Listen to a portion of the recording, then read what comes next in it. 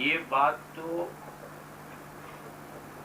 بالکل سامنے کی ہے، اسے بار بار آپ سنتے رہے ہوں گے اور خود بھی سوچیں تو بڑے سامنے کی چیز ہے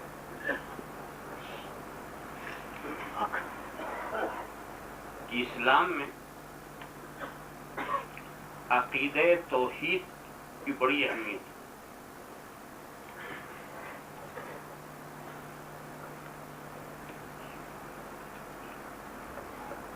اور بڑا بنیادی عقیدہ، مگر جس طرح یہ چیز بالکل ظاہر ہے، یہ حقیقت بھی ظاہر ہے کہ وہ عقیدہ کیسا بھی ہو، کوئی بھی ہو، اس پر ایمان لانے سے پہلے اس کا جاننا ضروری ہے۔ جس چیز کو آپ جانیں گے نہیں، مانیں گے کیا؟ تو ہر چیز کو جاننا، صحیح علم جسے کہتے ہیں، اس کا صحیح علم ہونا چاہیے، جبھی آپ اس کو مانیں گے۔ اور وہاں ایک چیز یہ بھی آتی ہے کہ علم کے لیے ذریعہ علم چاہیے۔ سبحان اللہ، سبحان اللہ، سبحان اللہ، سبحان اللہ۔ اس لیے کہ جب علم کا ذریعہ آپ کے پاس ہے ہی نہیں تو آپ کو علم نہیں ہوگا، اور جب علم نہیں ہوگا تو ایمان نہیں ہوگا۔ تو ذریعہ علم کی بڑی اہمیت ہے۔ اب سوال یہ ہے کہ یہ پتہ لگانا کہ نہیں ہے کوئی معبود اللہ کے سوا، اس کا ہمارے پاس ذریعہ کیا؟ اس لیے یہ نفی کی گواہی جو ہے یہ بڑی شدید ہوتی ہے۔ کبھی دیکھیے، اگر میں یہ کہوں کہ ہمارے سینٹر کے چیئرمین صاحب اس محفل میں موجود ہیں، حالانکہ سب جانتے ہیں کہ وہ پاکستان کے ہوئے ہیں، آنا کسی کو معلوم ہے کسی کو نہیں معلوم، مگر موجود کہنے کے لیے میرے لیے آسانی کتنی کہ میں نے انہیں دیکھا، گواہی دے دی۔ اور اگر یہ کہنا ہو کہ نہیں ہے تو ہاں کے لیے بہت آسان، مگر نہیں کہنے کے لیے ہمیں پورے مجمع کو دیکھنا پڑے گا۔ ہو سکتا ہے ادھر بیٹھے ہو سکتا ہو جگہ نہیں ملی ہے باہر ہی ہو سکتا کسی گوشے میں ہو۔ تو جب تک ہر گوشے کو دیکھ نہ لے اور ہر صورت کو پہچان نہ لے، اس وقت تک ہم نہیں بول سکتے۔ نہیں بولنے کے لیے ضروری ہے کہ اس محفل کا کوئی گوشہ ہماری نظر سے چھپا نہ ہو۔ جس محفل میں نہیں کی ہم شہادت دے رہے ہیں، اس محفل کا کوئی گوشہ ہم سے چھپا نہ ہو سکتا ہے کہیں وہ ہوں، ہے ضروری کہ نہیں؟ تو دوستو، جب کوئی یہ گواہی دے رہا ہے اشہد ان لا الہ الا اللہ، میں گواہی دیتا ہوں کہ نہیں ہے کوئی معبود اللہ کے سوا، نہ زمین میں، نہ آسمان میں، نہ عرش پر، نہ فرش پر، نہ مشرق میں، نہ مغرب میں، نہ شمال میں، نہ جنوب میں، کہیں کائنات کے کسی حصے میں اللہ کے سوا کوئی معبود نہیں ہے۔ یہ گواہی وہی دے سکتا ہے جو کائنات کے ہر گوشے کو دیکھتا ہو، کائنات کے ہر گوشے کو دیکھتا ہو، کائنات کے ذرے ذرے کو دیکھتا ہو۔ اندھے کی گواہی کون سنے گا؟ اللہم صلی علی سیدنا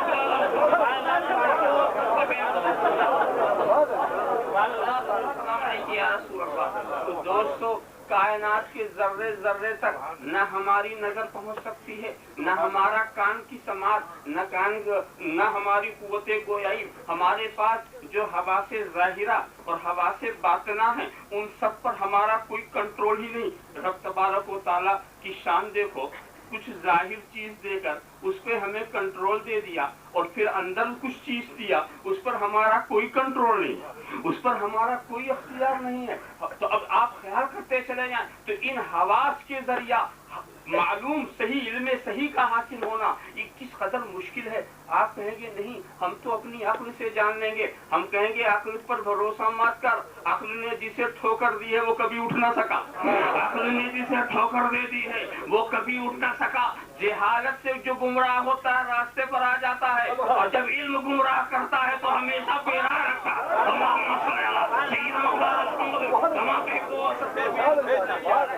عقل پر بھروسہ مت کر، اسی عقل پر بھروسہ کیا ابلیس نے تو مردود ہو گیا، اسی عقل پر بھروسہ کر کے افلاطون ملحد ہو گیا، جالینوس مرتد ہو گیا، اور یہ سارے عقلا ہیں یہ بھی عقل ہی کا دعویٰ کرتے رہے ہیں، مگر عقل نے ان کو راستہ نہیں دکھایا، عقل نے ان کو راستہ نہیں دکھایا۔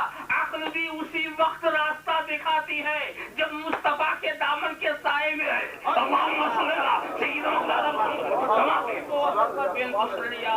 اب میں معلوم یہ ہو گیا کہ یہ نفی کی گواہی دینا یہ بڑی مشکل بات ہے، تو تلاش کرو وہ کون سا ذریعہ علم ہے، وہ ایک ایسے ذریعے علم کی ضرورت ہے جو کائنات کے ذرے ذرے کو دیکھ رہا ہو، گوشے گوشے کو دیکھ رہا ہو، پتے پتے کو دیکھ رہا ہو، وہ فرش پہ بھی نظر آئے، عرش پہ بھی نظر آئے، دنیا میں بھی نظر آئے، کائنات کی ہر چیز کی نظر کے سامنے۔ اب جب وہ کہہ دے گا کہ نہیں ہے کوئی معبود اللہ کے سوا، نہیں ہے کوئی معبود اللہ کے سوا، ایک بات ہے ایک دیکھنے والے کو بول لینے دو، بعد میں سنی ہوئی گواہی بھی سنی جائے گی، پہلے ایک دیکھنے والے کو بول لینے دو، اگر کوئی دیکھنے والا ہی نہیں ہوگا تو سننے والے کی کون سنے گا؟ اسی لیے قدرت نے یہ انتظام کیا کہ جس نے سن کے گواہی دی تھی اسے پہلے ہی بھیج دیا، جس نے سن کے گواہی دی تھی اسے پہلے ہی بھیج دیا، اور جو دیکھنے والا تھا اس کو سب کے آخر میں بھیجا، دیکھنے والے کو سب کے آخر میں بھیجا، اس لیے کہ جب دیکھنے والا پہنچ جائے گا تو سننے والے کی کون سنے گا؟ سننے والے کی اس وقت اہمیت ہوتی ہے جب تک دیکھنے والا نہ ملے، سننے والے کی اہمیت اس وقت رکھتی ہے جب تک دیکھنے والا نہ ملے۔ ارے اس کو ایسے ہی سمجھ لیجئے کہ آپ کے علامہ صاحب بیٹھے ہوئے ہیں اور اس کے بعد دو گواہ آ گئے، خیر یہاں تو کبھی کوئی گواہ نہیں آتا، یہ دنیا ہی عجیب ہے، یہاں کوئی گواہ نہیں آتا، مگر آپ تھوڑی دیر یہ تصور کر لیں کہ یہ پاکستان یا ہندوستان کی فضا میں بیٹھے ہوئے جہاں گواہ کے آنے کا دستور ہے۔ اب آگے گواہ مولانا چاند ہو گیا، چاند ہو گیا، یہاں تو 28 کو ہو جاتا ہے، اس لیے کہ 29 کے بعد ہال بک کرا لیتے، اب ہال بک ہو گیا تو اب تو چاند کو نکلنا ہی پڑے گا، اب تو نکلنا ہی پڑے گا، ہم نے ہال بک کرا لیا، اب تو چاند کو نکلنا ہی پڑے گا، نہیں بھی نکلے گا تو وہ اپنی کرے ہم اپنی کر لیں گے۔ مولانا چاند ہو گیا، آپ نے دیکھا؟ نہیں میں نے نہیں دیکھا، بنا سے سنا، اچھا ان کو بلا، کیوں چاند ہو گیا؟ ہو گیا، تم نے دیکھا؟ نہیں میں نے بھی نہیں دیکھا، فلاں سے سنا، اچھا اس کو بلا، یہ بلاتے چلے جاتے، اسی درمیان میں دیکھنے والے آ گئے، جب دیکھنے والے ہاں میں نے دیکھا، اب یہ نہیں کہتے فلاں کو بلاؤ، بس دیکھنے والا ملا فوراً انہوں نے فتویٰ شروع کر دیا، اعلان کو مضمون بنانا شروع کر دیا، فیصلہ فرما دیا کہ اب کلید ہوگی۔ اب اس دیکھنے والے کے بعد کوئی پھر سننے والا آ جائے، یہ مولانا میں نے بھی سنا، کب تجھے پہلے آنا تھا، یہ بعد میں کیسے آیا؟ مجھے تو دیکھنے والا مل گیا، یہ تو دیکھنے والا، اگر تو سچا ہوتا تو پہلے آتا، یہ بعد میں آنا بتا رہا تو جھوٹا ہے، دیکھنے والے کے بعد میں آنا بتا رہا ہے یہ تو جھوٹا ہے۔ اسی لیے میں عرض کر دیا کرتا ہوں کہ اب میرے نبی کے بعد اگر کوئی بیوقوف یہ کہے کہ میں نبی ہوں، بالکل ایسے ہی جیسے ڈالٹا بولے کہ میں گھی ہوں،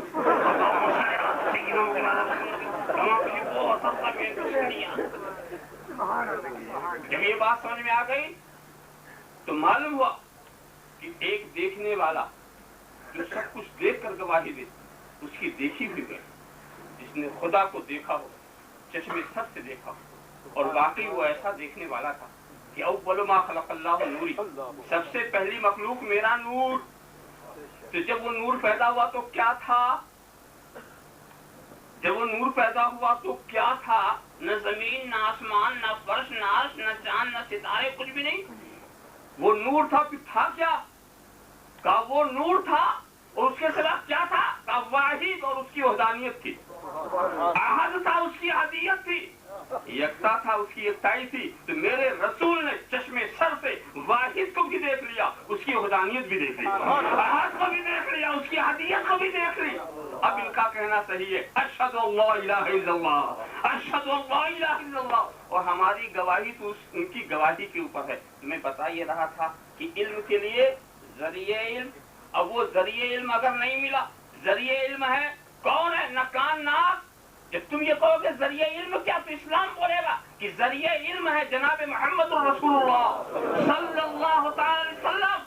وہ نہیں ملیں گے تو تمہیں سچی توحید کا علم بھی نہیں ملے گا. اور جب علم نہیں ملے گا تو ایمان نہیں ملے گا. ایمان نہیں تو نجات نہیں. اس کا پتہ یہ چلا کہ ہم رسول کی عید میلاد النبی کا جشن اسی لیے منا رہے ہیں کہ ہمیں ذریعہ علم مل گیا، ہمیں ذریعہ علم مل گیا ہے. جتنے عقیدے ہیں جب تک ہم رسول کے دامن سے وابستہ نہیں ہوں گے وہ عقیدے قابل قبول نہیں ہوں گے. اسی لیے خدا نے لوگوں کو مخاطب کر کے یہ نہیں کہا کہ اے لوگو تم کہو کہ اللہ ایک ہے، تم کہو کہ اللہ بے نیاز ہے. اس نے بھی کہا قل هو اللہ احد. اے محبوب تم کہو کہ اللہ ایک ہے، تم کہو کہ اللہ ایک ہے. اس لیے کہ جو اپنی عقل سے خدا کو ایک کہے گا، جو اپنی سمجھ، اپنے ادراک، اپنے احساس، اپنے علم سے خدا کو ایک کہے گا وہ موحد ہوگا. اور جو تیرے کہنے سے کہے گا وہ مومن ہوگا. جو تیرے کہنے سے کہے گا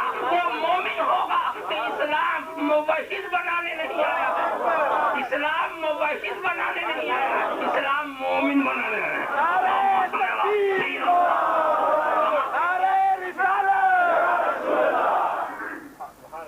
اسی لیے قرآن میں کہیں ایسا خطاب آپ کو نہ ملا ہوگا یا ایھا الذین وحدوا، یا ایھا الذین وحدوا، اے توحید والو. نہیں بلایا کیا؟ یا ایھا الذین آمنوا، یا ایھا الذین آمنوا، اے ایمان والو. ارے ایسا خطاب کیوں نہیں کیا؟ یا ایھا الذین وحدوا، اے توحید والو. اس لیے خطاب نہیں کیا کہیں وہ نہ بول پڑے. ہمیں تو غلاموں کو بلانا ہے.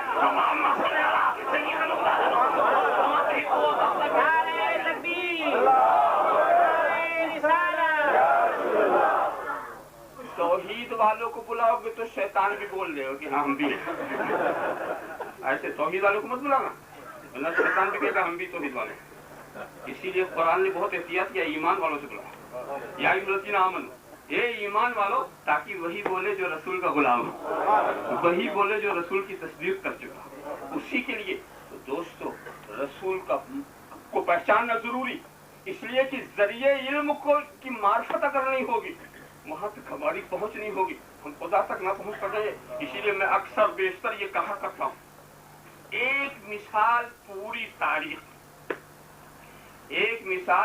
تاریخ سے آپ لائیے کہ رسول کے قریب پہنچے بغیر کوئی خدا تک پہنچ گیا. ایک مثال. اب اگر رسول تک پہنچنا ضروری نہ ہوتا تو لوگ رسول کو چھوڑ کے بھی تو خدا تک پہنچ جاتے. مگر خدا نے انتظام ایسا کیا ہے جسے اپنی طرف بلانا ہے پہلے رسول کی طرف بھیج دیتا، اور جس کو اپنے سے دور رکھنا ہوتا ہے اسے رسول سے دور رکھتا. یہ سنت آج تک چلی آ رہی ہے. جس سے اپنے سے ملانا ہوتا ہے اپنے محبوبوں سے ملا دیتا ہے، اور جس کو دور رکھنا ہوتا ہے اسے محبوبوں سے بھی دور رکھ دیتا ہے. آپ نے نہیں دیکھا جب فاروق اعظم کو ملانا ہوا تو کیا کیا؟ حالانکہ وہ تو ان کے گھر ہی میں ایمان دے سکتا تھا، گھر ہی میں ایمان دے سکتا تھا، مگر نہیں ابھی چلنے دو. میرے محبوب سے ملے ہی نہیں تو مجھ سے کیسے ملے گا؟ میرے محبوب سے تو ابھی ملے ہی نہیں، چلنے دو. ارادہ اچھا نہیں ہے چلو برے ارادے سے چلنے تو دو، چلنے دو. لے جانے والا کس انداز سے لے جا رہا، مگر دنیا نے کیا دیکھا کہ عمر سوئے نبی گئے اور نظر سوئے عمر گئی، پڑی نگاہ مصطفیٰ تو زندگی سمجھ گئی۔ تو حضرت فاروق اعظم کا 2 سفر ہے، یاد رکھنا۔ ایک سفر وہ ہے جو خدا کرا رہا، ایک سفر وہ ہے جو خدا کرا رہا مصطفیٰ کی طرف، اور ایک سفر وہ ہے جو مصطفیٰ کرا رہے ہیں خدا کی طرف، ایک سفر وہ ہے جو مصطفیٰ کرا رہے ہیں خدا کی طرف۔ تو جب خدا کرا رہا ہے تو وہ شان بے نیازی کے ساتھ کرا رہا ہے، کفر کے ساتھ ہے تو بھی چلو، شرک کے ساتھ ہو تو بھی چلو، نفاق کے ساتھ ہو تو بھی چلو، کسی حال میں کس عالم میں لے جا رہا۔ مگر جب مصطفیٰ سفر کرا رہے ہیں تو فاروق اعظم بنا کر، صحابی بنا کر، مومن بنا کر، متقی بنا کر، پرہیزگار بنا کر، مطلب اس در پر آنے والا آنے سے پہلے بھٹکتا رہے گا، مگر جب یہاں آ جائے گا تو سدھر جائے گا، سدھر جائے گا، پاک و صاف ہو جائے گا۔ تو نبی کا شان یہ ہے، تم اب ملنا ضروری، وہ وسیلے معرفت، مگر آپ یہ سوچیں گے کہ وسیلے کی ضرورت کب تک، جب تک مقصد حاصل نہ ہو۔ وسیلے کی ضرورت کب تک رہتی ہے، جب تک مقصد حاصل نہ ہو۔ مثال کے طور پر آپ کار پہ آ رہے ہیں، جہاں جانا ہے وہاں تک کار کی ضرورت، اس کے بعد جب منزل آ گئی کار بیکار۔ ہوائی جہاز پر آپ ٹکٹ سے آتے ہیں، مگر منزل آ گئی تو اب وہ بیکار، چھوڑ دیا آپ نے۔ معلوم کہ منزل پر آنے کے بعد وسیلے کی ضرورت خاص۔ تو کیا جب نبی جو ہے ایمان کا وسیلہ، توحید، عقیدے توحید کہ علم کا وسیلہ، تو جب علم ہو گیا، معرفت ہو گئی، تو اب نبی کی ضرورت کیا، اب نبی کی ضرورت کیا؟ مگر میں آپ کو بتانا چاہتا ہوں کہ معرفت الہی کی انتہا نہیں، معرفت کے منزلیں غیر متناہی ہیں، اتنی غیر متناہی ہے کہ نبی بھی کہہ رہے ہیں معرفنا کا حق کا معرفتی، معرفنا کا حق کا معرفتی، جیسا حق ہے معرفت کا میں نے بھی نہیں پہچانا۔ تو جب غیر متناہی خدا کی معرفت کی منزلیں غیر متناہی ہیں اور ہر جگہ وسیلے کی ضرورت ہے، تو جب معرفت کی منزل ختم نہیں ہوگی تو نبی کی ضرورت کی بھی منزل ختم نہیں ہوگی، نبی کی ضرورت کی بھی منزل ختم نہیں ہو سکتی۔ اسی لیے نبی کا سمجھنا بہت ضروری ہے، اور میں نے جس آیت کریمہ کی تلاوت کا شرف حاصل کیا ہے اس میں نبی کی معرفت کرائی جا رہی ہے۔ اولئک الذین ھدی اللہ فبھداہ مقتدی۔ سرسری ترجمے سے تو کچھ اور مفہوم نکلتا۔ اے محبوب، یہ انبیاء و مرسلین کی مقدس جماعت، اس کو ہم نے آراستہ کیا، تو آپ ان کی پیروی کیجیے۔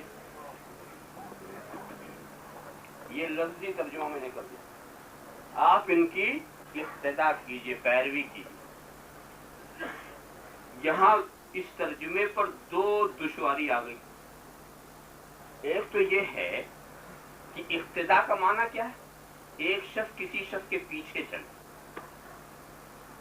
جس کے پیچھے چلے وہ مقتدا، جو پیچھے چلے وہ مقتدی۔ تو انبیاء کرام کے پیچھے چلیں، پیروی کریں، اور وہ بھی نبی کریم۔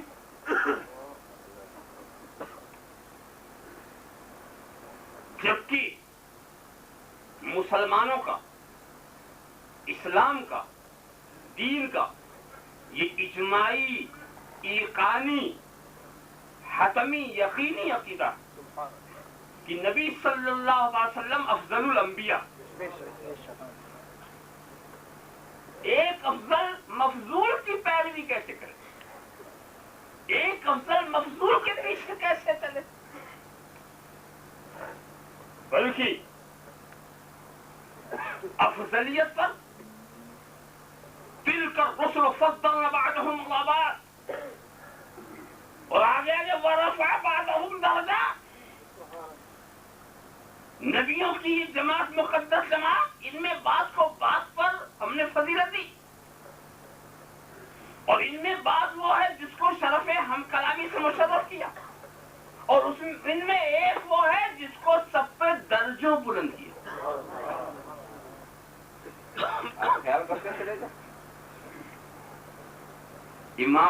सय्यदी ने तो इस्लामी अकीदे की बड़ी अच्छी तर्जुमा लिखी, वकुल्लुहुम मिन रसूलिल्लाहि मुल्तमिसुन गरफम मिनल बहर व रशफम मिनद दयमी।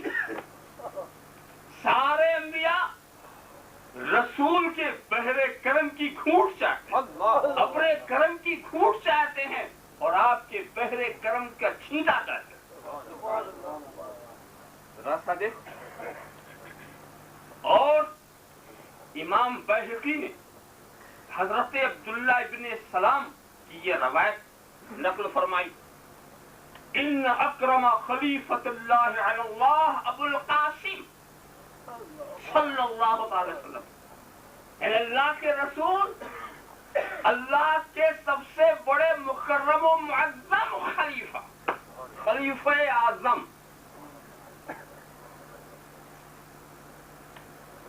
इमाम बूसीरी ने तो यहां तक कहा,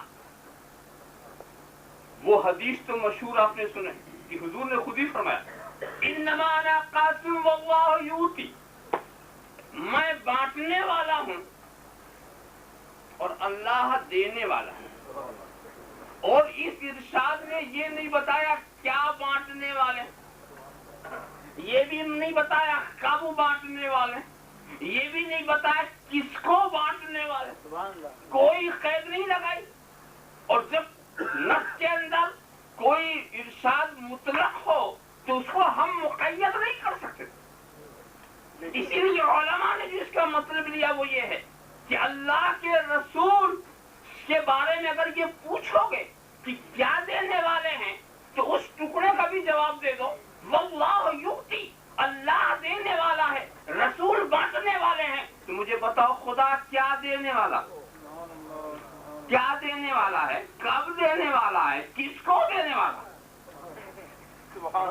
क्या देने वाला है, कब देने वाला है, किसको देने वाला। जो आप कहेंगे ये देने वाला है, इस वक्त देने वाला है, फला को देने वाला, तो मैं कहूँगा रसूल भी वो बांटने वाले हैं, उस वक्त बांटने वाले हैं, उसको बांटने वाले। जो खुदा देगा नबी बांटेंगे, जो खुदा देगा नबी बांटेंगे। यहाँ तक कि अल्लामा बूसीरी फरमाते, कुल्लु अइन अतर रसूलुल किराम बिहा फइन्नमा तसलत मिन नूरिही बिहमी, जितने मौजूदात का ज़ुहूर अंबिया से हुआ है ये भी नूरे मुस्तफा का फैज़ है। साफ ख्याल करें। और अल्लामा कस्तलानी ने मवाहिबे लुदुनिया के अंदर बहुत वाज़े फजमीउ मा ज़हरा अला अयदी रसूल अलैहिमुस्सलाम फइन्नमा हिया मिन नूरिहिल फाइज़, यानी नबियों के हाथ पर जितने जितने मुजज़ात का ज़ुहूर हुआ है ये भी मेरे मुस्तफा के नूर का फैज़ है। जरा साफ ख्याल करें। और इमाम मरज़ूक ने तो बहुत वजाहत कर दी कि मुस्तफा के नूर का पहला फैज़ तो उस वक्त शुरू हुआ जब उसे पेशानी आदम में रखा गया। पेशानी आदम में नूर नहीं रखा गया था, याद रखना, नूर रखा गया था सुल्बे सैयदना आदम में, इसलिए कि औलाद के अज्जाए मादिया बाप की पीठ में होते हैं, पेशानी में नहीं होते। तो उन अज्जाए मादिया को सुल्बे सैयदना आदम में रखा, मगर वो इतने रोशन थे कि पेशानी चमक उठी। जराख की जगह तो पुश्त है मगर पूरा मकान मुनव्वर हो गया, पूरा मकान मुनव्वर हो गया, पेशानी चमकने लगी। और मैं आपको बताऊं कि बाप की पीठ में मादी अज्जा होते हैं, रूह नहीं होती। बेटे के मादी अज्जा वो बाप की पीठ में होते हैं और वहां से शिकमे मादर में पहुंचते हैं और शिकमे मादर में फिर एक वक्त मुअय्यना पर रूह डाली जाती है। तो रूह उसमें नहीं होती, रूह जो है मादी अज्जा से ज्यादा लतीफ है, रूह जो है मादी अज्जा से ज्यादा मुनव्वर और मुजल्ला है। तो जब मेरे नबी की बशरियत के मादी अज्जा का ये आलम कि पेशानी है आदम चमक रही है, तो रूह मुस्तफा का क्या आलम होगा, रूह मुस्तफा का क्या आलम होगा।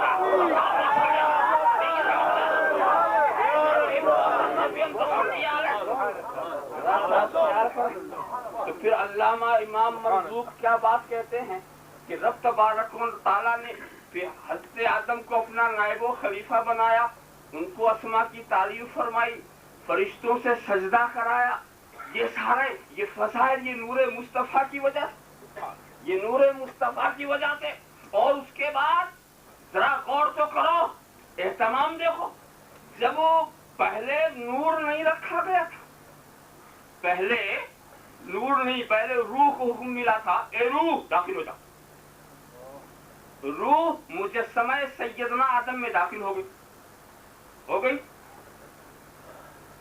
اس میں ظلمت و تاریکی بہت تھی، گھبرا کے نکل آئی، اس کو نکلنے کا موقع مل گیا تھا، اس لیے کہ داخل ہونے کی بات کی تھی، رکنے کا حکم نہیں تھا،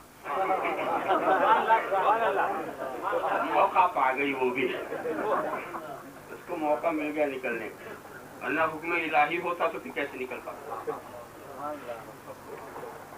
اور پھر معروضہ پیش کیا کہ بڑی اندھیری کوٹھری، بہت اندھیرا، تو پھر نور مصطفیٰ رکھا گیا، رکھنے کے بعد کہا اب داخل ہو جا، اب بھی نہیں کہا تھا کہ نہ نکلنا، مگر اب نہیں نکلتی، جب روح داخل ہوئی اب نہیں نکلتی، حالانکہ اب بھی نکل سکتے تھے مگر نہیں نکلی۔ ایک بات سوچو، اللہ تو علیم و خبیر ہے، وہ تو جانتا تھا کہ میں داخل کروں گا تو یہ نکل آئے، تو پہلے ہی چراغ جلا دیا ہوتا، پہلے ہی چراغ جلا دیا ہوتا، وہ داخل ہو پھر نکلے پھر چراغ جلایا جائے تو پہلے ہی کر دیا جاتا تو کام تو چل جاتا نا، طوالت نہیں ہوتی۔ مگر دوستو کام تو چل جاتا، مگر میں یہ کیسے سمجھا سکتا تھا کہ روح کیوں رکی، روح کیوں ٹھہری، اس کا علم کیسے ہوتا کہ روح کیوں ٹھہری؟ تو روح ٹھہری نور مصطفیٰ کی وجہ سے، اور روح کی وجہ سے وجود ملا، اور روح کا ٹھہرنا نور کی وجہ سے۔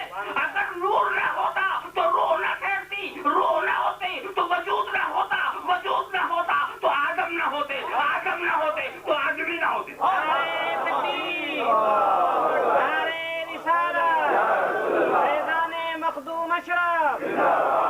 اب بتاؤ وہ کتنا بڑا نمک حرام ہوگا جس کو وجود نور کے صدقے میں ملے اور اسی نور کی یاد نہ منائے۔ اللہم صلی علی سیدنا مولانا محمد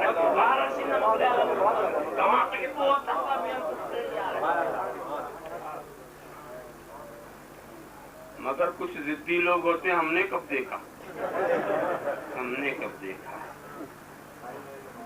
ہم نے کب دیکھا۔ اب کوئی درخت کی پتی یہ کہے ہم نے بیج کو کب دیکھا، حالانکہ اس کا وجود اسی بیج کی برکت ہے، وہ کہے ہم نے کب دیکھا، ذہنیہ کہے ہم نے کب دیکھا، تو اس سے آپ کیا کہیں؟ یہی تو کہیں گے کہ جب تجھے دیکھنے کی صلاحیت نہیں تھی تو دیکھنے والوں کی بات مان لے۔ دیکھیے اسی بیج سے پوری درخت کی کائنات بنی ہے، مگر درخت کی کائنات کا ہر گوشہ اس بیج سے بے خبر، ہر گوشہ فیض جس سے لے رہا اسی کا پتہ نہیں کہ فیض آ کہاں سے رہا۔ ہاں پھلوں میں ضرور دیکھا گیا کہ جب اس کو شاخ کیا تو اس میں بیج، تو ہم نے کہا اس کو تو ہم نے پہلے گاڑا تھا، یہ اوپر کہاں آ گیا، یہ پہلے تھا یہ اوپر کیسے آ گیا، یہ بیج۔ میں نے پتہ لگانا چاہا یہ ڈالیوں اسی راستے سے تو گیا تھا، کہیں پتہ نہیں، نہ ٹہنیوں کو پتا نہ ڈالیوں کو پتا، یہ پہنچا کیسے، اور بالکل کہاں پہنچا، درخت کی آخری چیز پھل میں، جب اس کے بعد کچھ ہونے والا نہیں۔ بس یہ راز سمجھ میں آ گیا، جو اول تھا وہی آخر، جو اول تھا وہی آخر، هو الاول هو الاخر هو الظاہر هو الباطن، اول بھی وہی، آخر بھی وہی، ظاہر بھی وہی، باطن بھی وہی۔ جب باطن میں تھا تو وحدت کا کمال لیے ہوئے تھا، اور جب ظاہر میں آیا تو کثرت کا جمال لیے ہوئے، ہر پھل میں وہی بیج، ہر پھل میں وہی بیج۔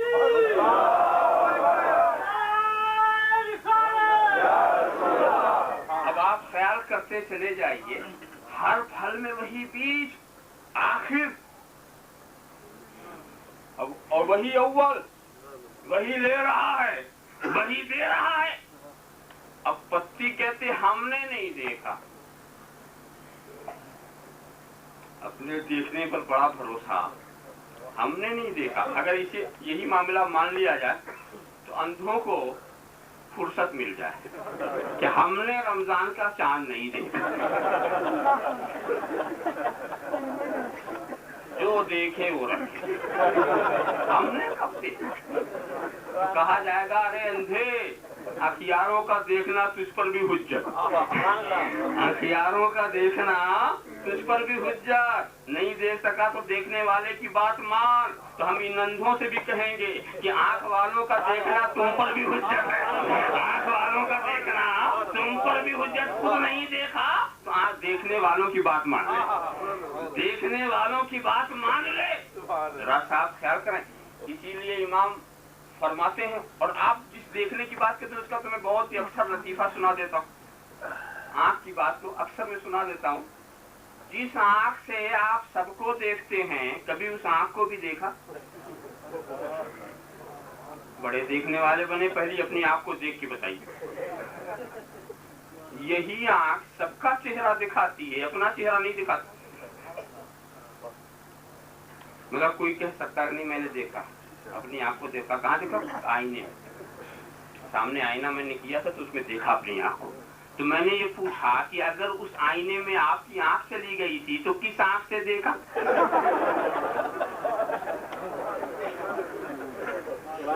अरे नादान, आईने में आंख नहीं जाती, आंख का जलवा जाता है, आंख की तजल्ली जाती। जलवा देखते हो, जलवे वाले को समझते हो। तो जो चीज जिस्म के करीब है उसको देखना है तो जिस्मानी आईना सामने करो, और जो चीज रूह के करीब हो, अन्नबी औला बिल मोमिनीन मिन अनफुसिहिम, नबी मोमिनीन की जान से ज्यादा करीब है तो उनको देखना है तो रूहानी आईनों को सामने करो। नबी को देखना है तो गौसे आजम का रुखसार देखो, नबी को देखना है तो ख्वाजे अजमेरी का किरदार देखो, नबी को देखना हो तो औलियाए सालिहीन के अमाल देखो। नबी इन आईनों में नजर आएंगे, नबी की इन आईनों में नजर आएंगे। हमने नहीं देखा तो नहीं मानेंगे। इमाम गजाली तो कहते हैं लहुल खयाल फी तवाफिल आलम मा अरवाहि सहाबा वलक़द राहो कसीरुम मिनल औलिया। हुजूर को इस बात का अख्तियार है कि अरवाह सहाबा के साथ वो आलम की सैर किया करें, और अक्सर बेशतर औलिया ने देखा भी है, अक्सर बेशतर औलिया ने देखा भी है। तो ए अंधो, अगर तुम ना देखो तो देखने वालों की बात मान लो। मदारिजुन नबूवत में शेख अब्दुल हक मुहद्दिस देहलवी फरमाते हैं कि बेदा की वे अलैहिस्सलाम मी बीनत व मी शुनवत कलाम तोरा ज़ेरा की वे अलैहिमुस्सलाम मुत्तसिफ व सिफात इलाहिया व यकी सिफात इलाही इयस अना जलीसो मन ज़करनी, अना जलीसो मन ज़करनी। मतलब ये फरमाते ये हैं कि याद रखो, और अल्लाह के रसूल तुम्हें देख भी रहे हैं और तुम्हारे कलाम को सुन भी रहे हैं, इसलिए कि अल्लाह के रसूल पर सिफात इलाहिया की तजल्लियां पड़ रही हैं।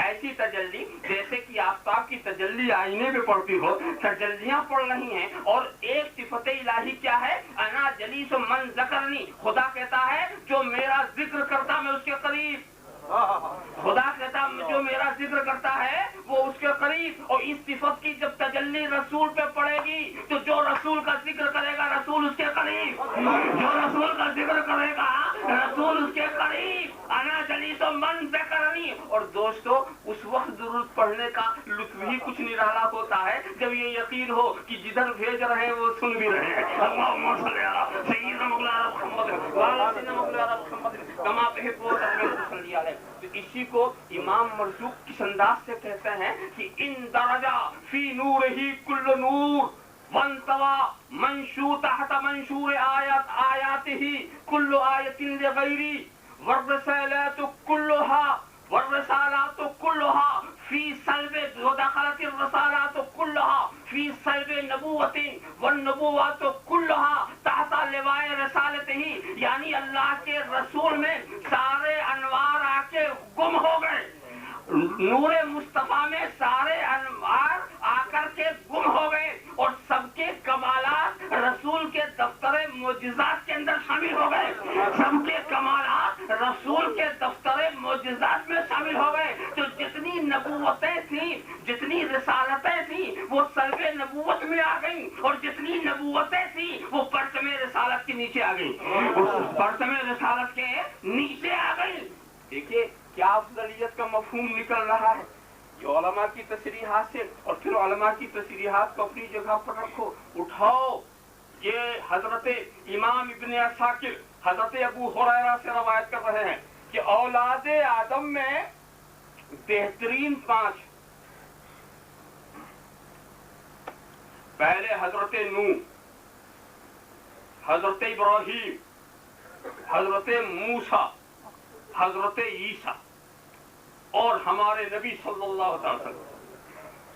5 یہ بہترین، اور ان 5 میں خیرہم محمد، ان 5 میں خیرہم محمد، یعنی اللہ کے رسول ان میں سب سے بہتر۔ پہلے افضل کو منتخب کیا، ان میں یہ افضل، اور پھر طبرانی اوسط میں، امام بخاری تاریخ میں، اور بیہقی ابو نعیم حضرت جابر سے روایت کرتے ہیں، انا قائد المرسلین ولا فخر وانا خاتم المرسلین ولا فخر، میں سارے رسولوں کی قیادت کرنے والا ہوں، میں فخریہ نہیں کہہ رہا ہوں، اظہار حقیقت مقصود ہے، میں سارے رسول کا خاتم ہوں، آخر میں آنے والا ہوں۔ یہاں پر ایک بات آپ سوچیں، جو سب کے آخر میں آئے وہ سب کا قائد کیسے ہو؟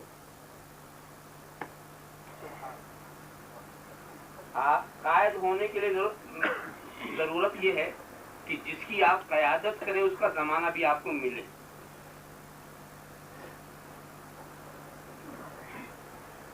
جو قیادت آدمی کرتا یا تو اپنے دور کے لیے کرتا یا اس کی قیادت کے نشان باز والوں کے لیے، مگر قائد کوئی اپنے پہلے کا نہیں ہو سکتا۔ کوئی قیادت خود پیدا ہی نہیں ہوا تو رہنمائی کس کی کرے گا؟ تو قائد کوئی اپنے کا پہلے کا نہیں ہو سکتا، اور رسول کہتے ہیں کہ ہم قائد المرسلین ہیں۔ تو قیادت کا تقاضا یہ ہے کہ وہ اول المرسلین بھی ہوں، سبحان اللہ، سب سے پہلے ہوں تبھی تو قیادت کریں گے، تو وہ اول بھی ہوں اور آخر بھی ہوں۔ تو مختصر سا لفظ بتا دوں کہ نبی اپنی خلقت میں اول ہیں، بعثت میں آخر ہیں، نبوت میں ظاہر ہیں، حقیقت میں باطن۔ اور اس کا منظر یوم میثاق آپ نے دیکھا، اور وہاں پر جب الست بربکم الست بربکم، کیا میں تمہارا رب نہیں؟ ساری روحیں خاموش۔ نبی نے کہا، روح مصطفیٰ نے کہا بولا، کیوں نہیں؟ نبی نے جیسے کہا سب بول پڑے بلا شہیدنا، بلا شہیدنا، سب بول پڑے۔ اس میں سب انبیاء و مرسلین بھی ہیں، پوری کائنات بول پڑی بلا شہیدنا۔ تو دیکھو جب توحید و ربوبیت کی بات آئی تو قیادت کس نے کی؟ کانا قائد المرسلین۔ اور اس کے بعد پھر دیکھیے ایک بڑے عجیب نقطے کی طرف میں آپ کے ذہن کو لے جانا چاہتا ہوں۔ اس لیے کچھ لوگ یہ کہتے ہیں کہ حضور کو یہ بھی پتا نہیں تھا، بعثت سے پہلے حضور کو یہ بھی پتا نہیں تھا کہ کتاب کیا چیز ہوتی ہے اور ایمان کیا چیز۔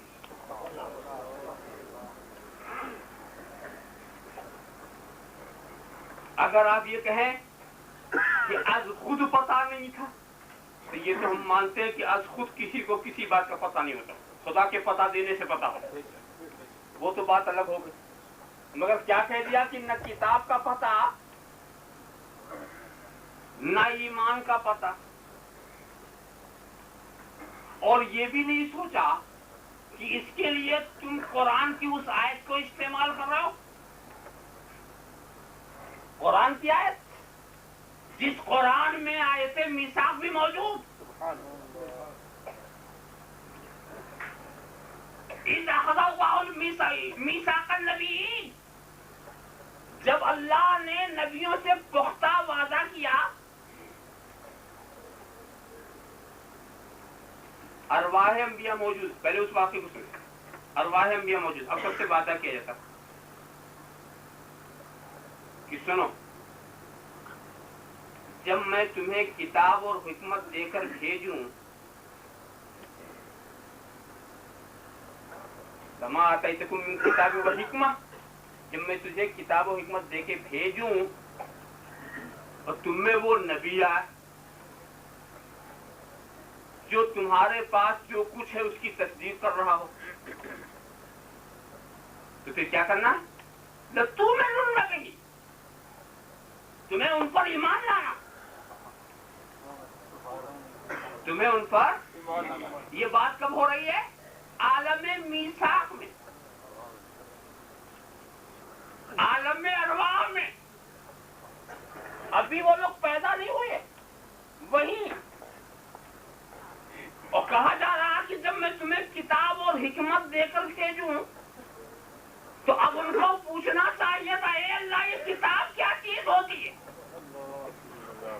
یہ حکمت کس کا نام ہے؟ سبحان اللہ سبحان اللہ.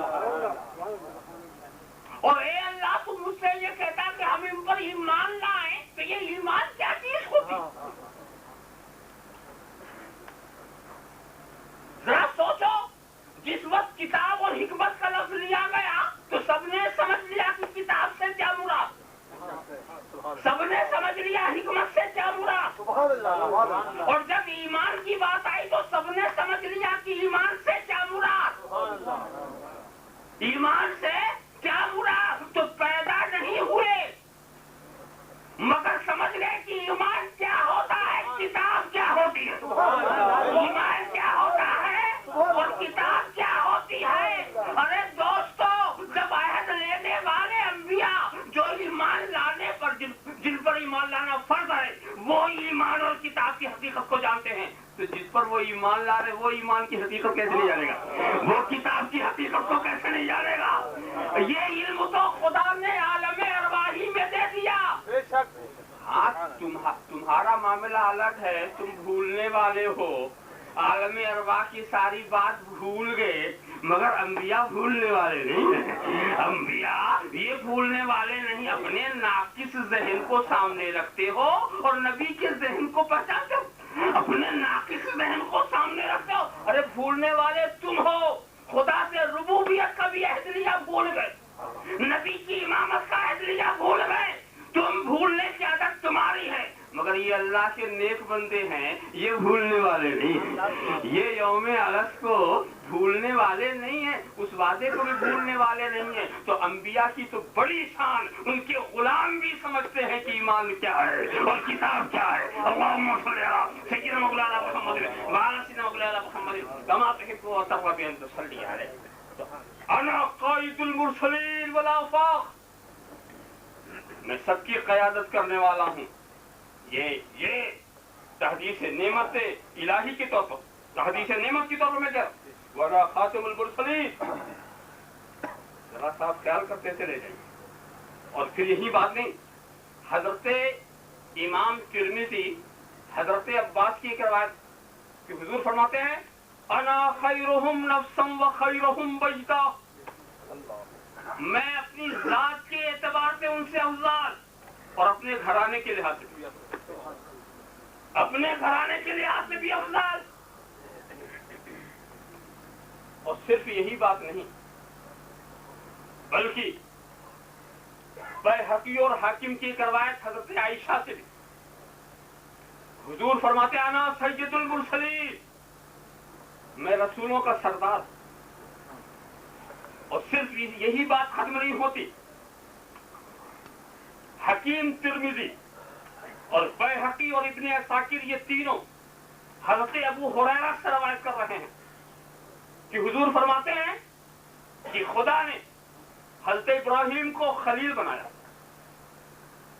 اور حضرت موسیٰ کو نبی بنایا اور مجھے اپنا حبیب بنایا، اور پھر یہ بنا کر مجھ سے ارشاد فرمایا وَعِزَّتِي وَجَلَالِي لَأَوْصَرَنَّ حَبِيبِي عَلَىٰ خَلِيلِي وَنَجِيًّا، مجھے اپنے عزت و جلال کی قسم میں اپنے حبیب کی فضیلت کو خلیل پر بھی زیادہ کر کے دکھاؤں گا اور نبی پر بھی زیادہ کر کے دکھاؤں گا، افضل بناؤں گا۔ آپ سوچو یہ سارے جو نصوص ہیں، احادیث، ارشادات علماء، قرآن کی آیت، اس سے تو یہ پتا چلا کہ افضل ہے نبی، یہ ہمارا یقینی اور یہ اجماعی عقیدہ ہے۔ پھر ایسے نبی سے یہ کہا جانا کہ اولئک الذین ھدی اللہ فبہداہ مقتدی، اے محبوب آپ ان کی ہدایتوں کی پیروی کیجئے۔ تو اس کا مطلب کیا ہوتا ہے؟ تو مفسرین یہ کہتے ہیں یہاں پیروی کا مطلب یہ نہیں ہے کہ پیچھے پیچھے چلیے، بلکہ یہ مطلب ہے کہ اے نبی ان انبیاء کرام کے اندر جو صفات و کمالات منتشر ہیں ان سب کو اپنی ذات میں جمع کر لیجیے، اپنی ذات میں جمع کر لیجیے۔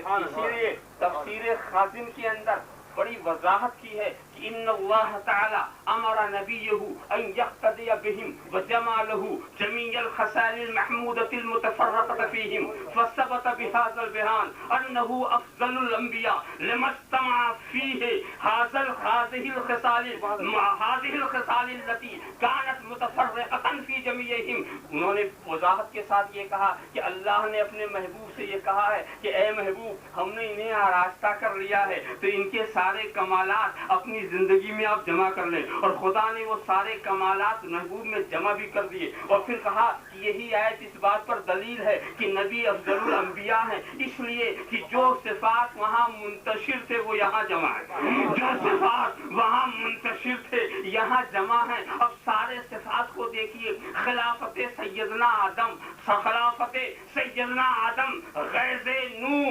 صبر ایوب، شکر نوح، ساری صفات، خلت ابراہیم، حضرت کریم کا شرف ہم کلامی، حضرت عیسیٰ کا مسیح دم مسیحائی، سب کچھ دیکھتے جائیے، پھر آپ کو یہی کہنا پڑے گا کہ حسن یوسف، دام عیسیٰ، یاد بیضا داری، آنچ خوبہ ہما دارند تو تنہا داری، آنچ خوبہ ہما دارند تو تنہا داری۔ تو جتنے صفات کمالیہ انبیاء میں منتشر، یہ جس سورہ مبارکہ کی آیت ہے اس کے شروع میں یہ علماء اور حفاظ اچھی طرح سمجھتے ہیں کہ اسی آیت کی ابتدا میں 18 انبیاء کرام کا ذکر ہوا، اور ان 18 انبیاء کرام کی ایک ایک خصوصیت بتائی گئی۔ پہلے تو اصول نسب کے لحاظ سے دکھایا گیا کہ کچھ نبی ایسے ہیں کہ بے شمار انبیاء اور مرسلین کا نسب وہاں تک پہنچتا، اور بے شمار قوموں کا بھی نسب ان تک پہنچتا۔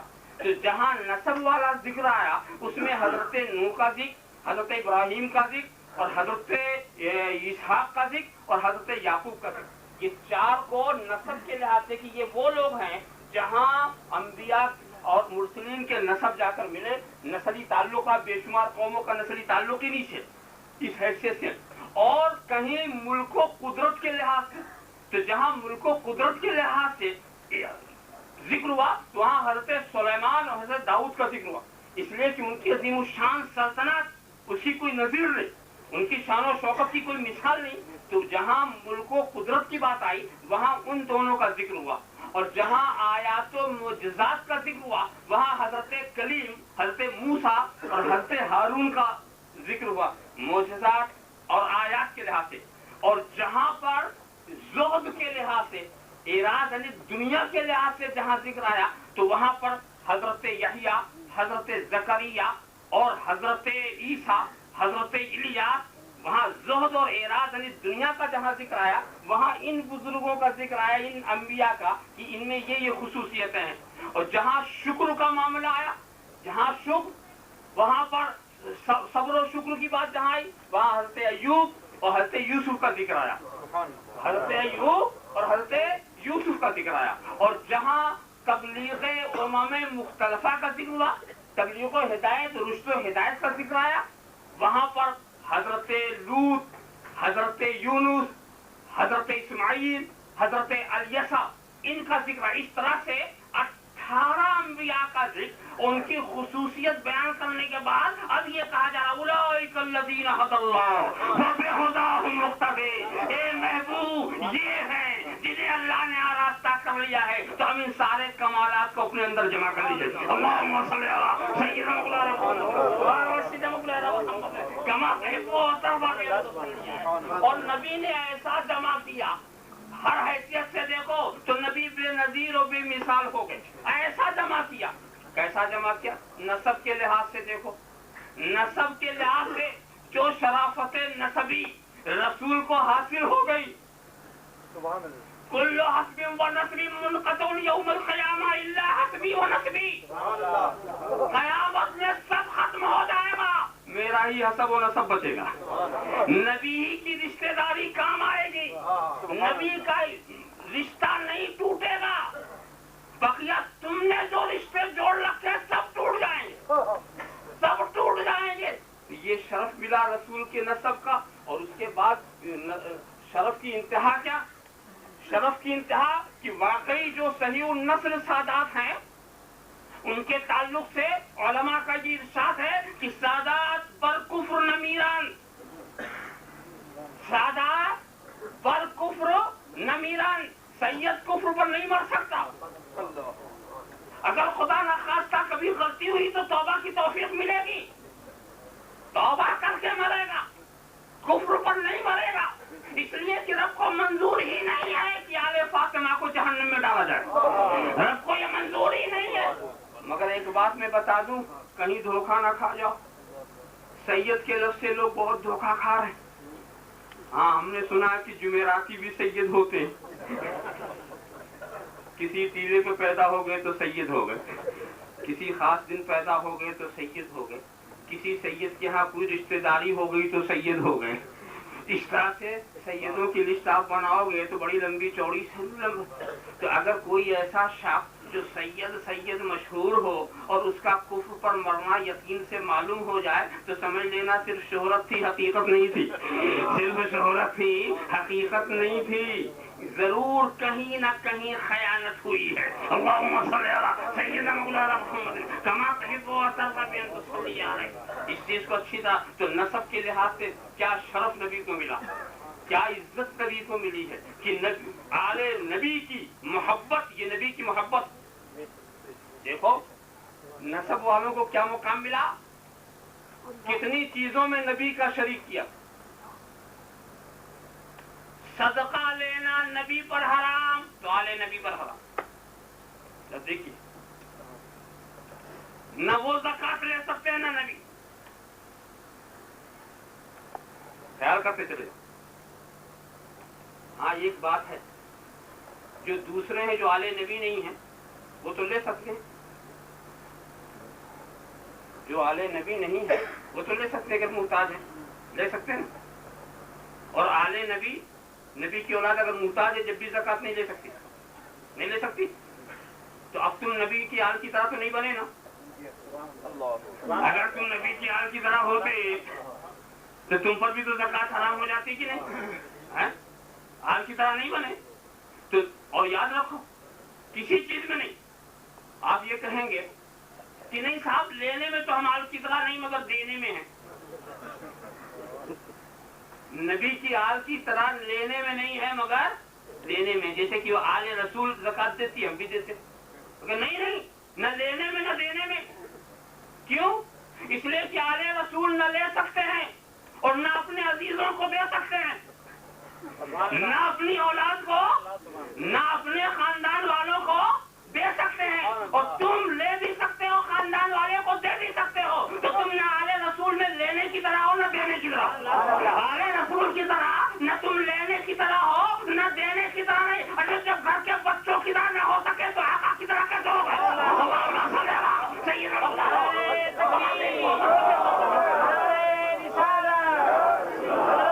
شیخ الاسلام، آپ خیال کریں یہ تو نبی کے گھر کے بچے ہیں، وہ تو آل رسول ہیں، جب ان کی طرح تم، اور یہ تفریق کس نے کی ہے؟ شریعت نے کیا، یہ مسئلہ شریعت کا ہے، یہ دین کا حکم ہے کہ نہ لینے کی طرح تم ان میں न देने की तरफ। ये कुछ हमारा बनाया हुआ मसला नहीं है। आप ख्याल कर रहे हैं तो क्या मुकाम मिला नसब के लिहाज से।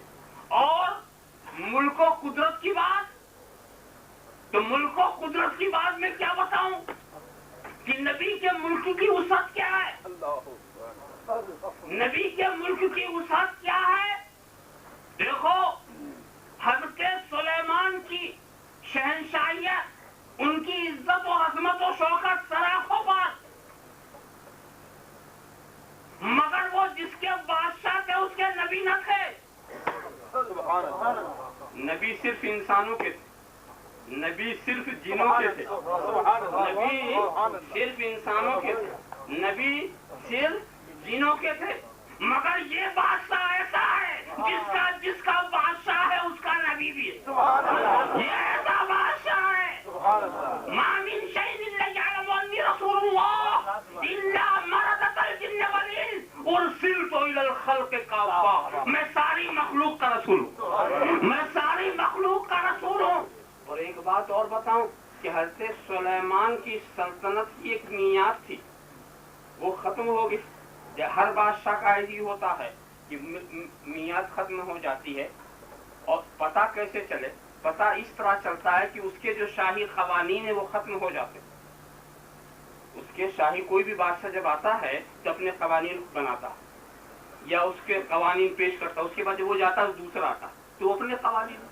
हर क़यामत इमारतें नौ साफ जो आता है तो नए क़वानीन, तो पता चला एक गया दूसरा आया, दूसरा गया तो तीसरा आया।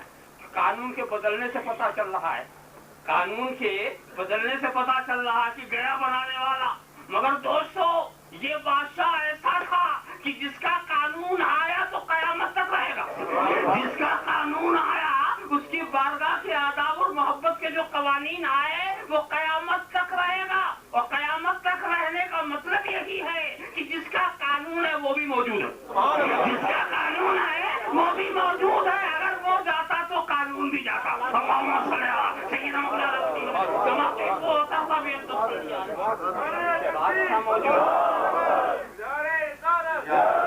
देखो रसूल ने जिस हुकूमत की बुनियाद डाली न जान, हजरत मूसा को तो एक फिरौन से पाला पड़ा था, रसूल को तो ऐसे ऐसे फिरौनों से पाला पड़ा, ऐसे ऐसे कि उसकी कुछ शुमारी नहीं है, उसका शुमार ही नहीं है। और फिर हम तो ये देखते हैं कि फिरौनों का सिलसिला बंद भी नहीं हुआ, फिरौनों का सिलसिला बंद नहीं हुआ है। मगर लुत्फ की बात ये है, नबी का कमाल देखो कि वहाँ का फैज जारी है। वो अपने जानशीनों से इन फिरौनों की सरकोबी करा रहे हैं, इन फिरौनों की सरकोबी वो करा रहे, सिलसिला जारी है। न जाने कितने फिरौनों से पाला पड़ा।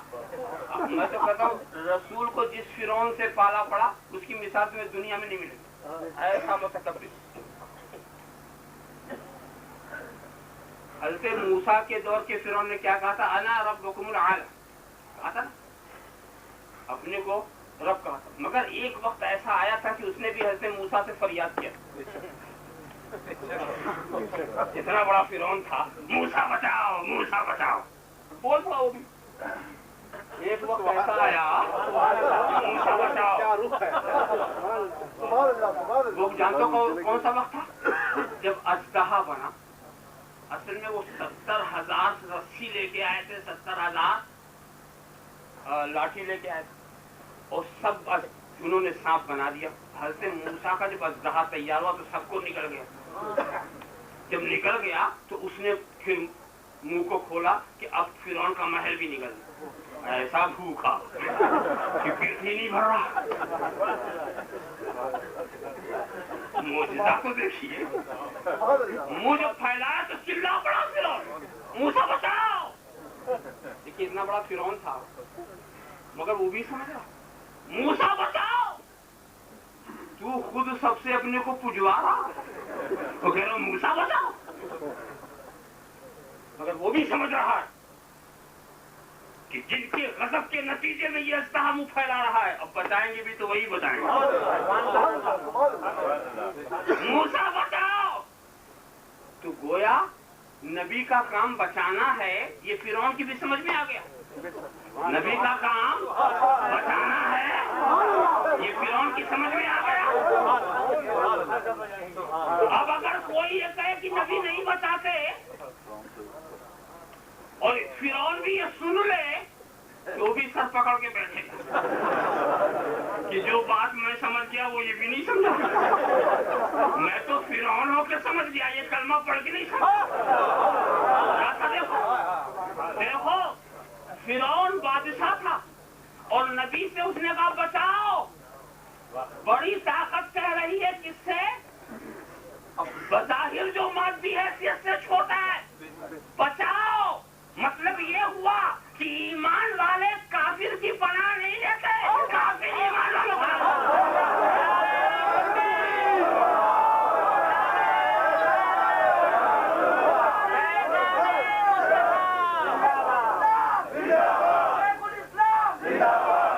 تو ایک فرعون وہ تھا جو بڑا مغرور تھا, بڑا مغرور تھا, مگر کہتا موسیٰ بچاؤ, موسیٰ بچاؤ. معلوم ہوا کہ بچانے کی فریاد کرنے والا یہاں کا عجیب حال ہے. یہاں کلمہ پڑھنے والے اور کہتے ہیں امریکہ بچاؤ, روس بچاؤ, جی چین بچاؤ, جاپان بچاؤ. فرعون نے تو کہا تھا نبی بچاؤ, اور نبی کے دیار والے کہتے ہیں یہودیوں بچاؤ, نصرانیوں بچاؤ. میں تو سمجھتا ہوں کہ یہ فرعون سے بھی آگے چلے گئے. وہ نقطہ جو فرعون نے سمجھا تھا, یعنی ان کو تو یہ کہنا تھا گنبد خضرا والے بچا رہے, یہ کعبہ والے بچا رہے, یہ حرم والے بچا رہے. بچانے کی بات ادھر کرنی تھی, یہ امریکہ کیا بچائے گا؟ صاحب خیال کریں تو ایسے ایسے فرعون سے پالا پڑ رہا ہے, ایسے ایسے فرعونوں سے پالا پڑ رہا ہے. مگر اس نے کہا موسیٰ بچاؤ. اور اس کے بعد پھر کیا ہوا؟ اور ایک مرتبہ ایسا آیا جب ڈوب رہا تھا, تو بیوقوفی تو ہو گئی اس کی. ہوا کیا؟ دریا میں راستے ہوئے, وہ راستے بھی معجزہ سے ہوئے. حضرت موسیٰ گزر گئے.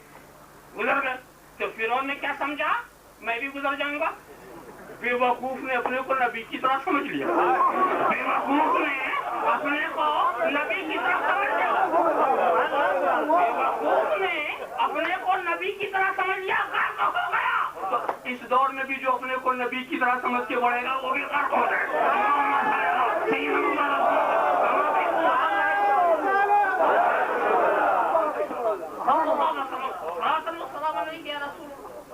اچھا مگر ڈوبتے ڈوبتے بھی اس کو ہوش آ گیا. میں تمہیں رب موسیٰ و ہارون بولتا.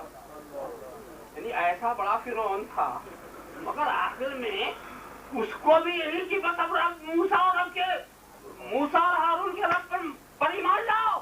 یہ اور بات ہے کہ اس کا وہ ایمان کام آئے یا نہ آئے, وہ ایک الگ بحث کہ کس وقت کا ایمان کام آتا ہے, کس وقت کا ماننا ہے تو ہی مان لو, قیامت میں تو سبھی مان لیں گے.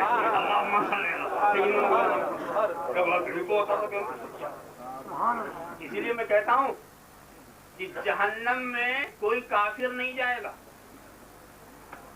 جہنم میں کوئی کافر نہیں جائے, سب مومن ہوں گے. جہنم میں جتنے جائیں گے سب مومن ہوں گے, مگر وہ کون سے مومن؟ جو وہاں کے ماننے والے, یہاں کے نہیں. تو وہاں کے ماننے والوں کے لیے جہنم, یہاں کے ماننے والوں کے لیے جنت.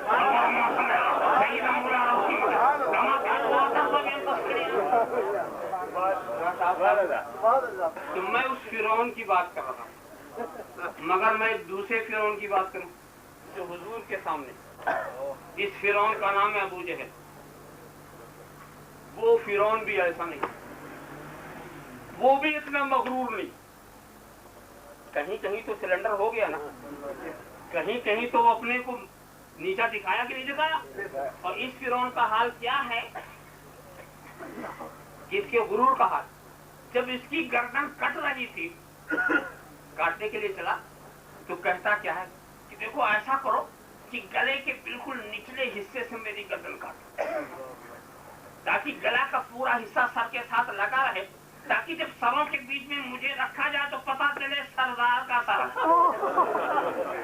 ارے مرتے مرتے بھی کیا خواہش, پتا چلے کہ سردار کا سر.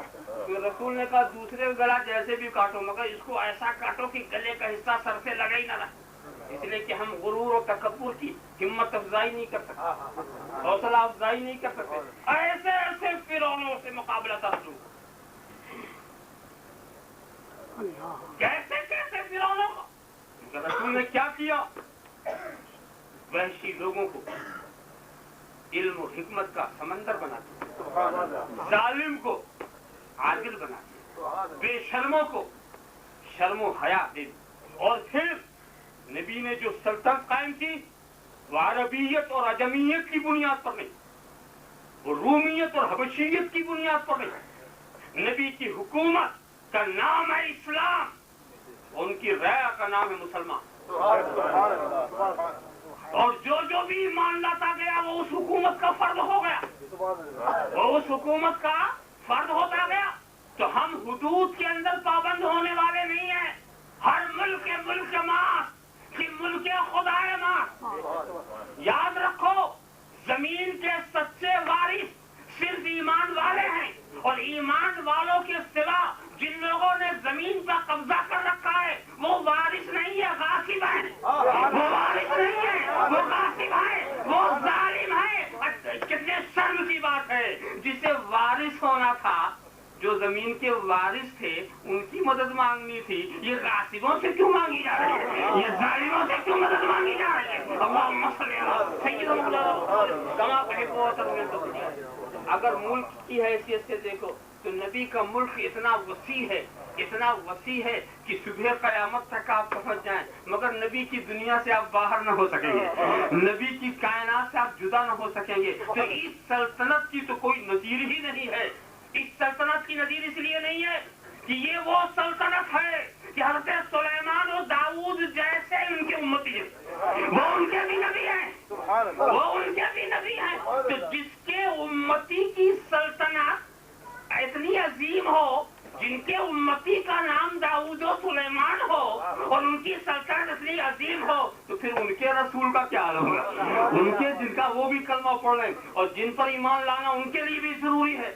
آپ خیال کرتے چلے تو حکومت کے لحاظ سے بھی دیکھیے تو نبی کی شان ہی عجیب ہے, اور آیات و معجزات کے لحاظ سے دیکھیے تو اللہ اکبر, اس کا تو کچھ شمار ہی نہیں کیا جا سکتا. ہر نبی کوئی نہ کوئی معجزہ لایا, اپنی قوم کے سامنے پیش کیا. نبی تو سر تاپا معجزہ, سر سے پیر تک معجزہ. راز سمجھ میں آ گیا, راز سمجھ میں یہ آ گیا کہ حضور جو اپنی ابدیت کا بار بار اصرار کرتے تھے, اس میں راز کیا؟ میں بیٹھتا ہوں بندوں کی طرح, میں کھاتا ہوں بندوں کی طرح, میں چلتا ہوں بندوں کی طرح. یہ تو سب دیکھ ہی رہے تھے, یہ بندگی کا اصرار کیوں, بندگی کا اصرار کیوں, اور ہر فعل پر اصرار کیوں؟ یہ وہی اصرار کر سکے گا جس کا ہر فعل معجزہ ہو, ہر فعل معجزہ ہو. تم ہمارے کسی بھی عمل سے گمراہ نہ ہو جانا. ایک دو معجزہ دیکھا تو اللہ کا بیٹا کہہ دیا, دیکھا نا. اور نبی سراپا معجزہ, میں اعجاز کی بات کرتا ہوں, میں نبی کی شان ابدیت کی اعجاز کی بات کرتا ہوں, اور نبی کی تبلیغ و ارشاد کا جو کمال ہے اس گوشے کو دکھانا چاہتا ہوں. شان ابدیت کہ رسول نے جب اپنی ابدیت کا ذکر کیا تو اس وقت دنیا میں کوئی ایسا نہیں ہے جو رسول کو خدا یا خدا کا بیٹا کہتا ہو. ہے کوئی؟ حضرت مسیح کو تو ابن اللہ کہہ دیا, حضرت عزیر کو ابن اللہ کہہ دیا, فرشتوں کو خدا کی بیٹیاں کہہ دیا. کہنے والے بولتے رہے نا, اور جو بولتے رہے وہ بھی حضرت مسیح کے کلمہ پڑھنے والے ہی تھے. بولے نا, پھٹک گئے اللہ کا بیٹا. حالانکہ حضرت مسیح نے کہا تھا انی عبداللہ, میں ہوں اللہ کا بندہ. نبی کہہ رہا میں ہوں اللہ کا بندہ, اور امتی کہہ رہا نہیں تو ہے اللہ کا بیٹا. نبی کہہ رہا میں ہوں بندہ, اور امتی کہہ رہا تو ہے بیٹا. دیکھا آپ نے, نہیں مانا. معجزہ دیکھ کر دماغ ان کا وہ ہو گیا کہ اللہ مردے کو زندہ کرتا ہے اور حیات دیتا ہے. تو اب یہی چیز ایسی تھی کہ جس کی وجہ سے بیٹا کہہ دیا، مگر نبی کا معاملہ دیکھو، آج تک کوئی نبی کو ابن اللہ نہ کہہ سکا۔ جتنے کلمہ پڑھنے والے سب عبداللہ کہتے ہیں، عبداللہ عبداللہ، رسول اللہ کے ساتھ عبداللہ، جہاں رسول ہو وہاں عبدہ، عبدہ و رسول ہو، عبدہ و رسول ہو، یہ رٹ لگا لیا، عبدہ و رسول ہو، یہ گندگی کا اعجاز ہے۔ انتہا کی بات بتاؤں، نصیری شیعوں کا ایک بدترین فرقہ، وہ حضرت علی کو خدا کہتا، حضرت علی کو خدا کہتا ہے، مگر وہی نصیری میرے رسول کو رسول ہی کہتا ہے، رسول کو رسول ہی کہتا ہے۔ یہ رسول کی شان ابدیت کا اعجاز ہے کہ پلنے والے کو خدا کہہ دیا اور پالنے والے کو رسول ہی کہنا۔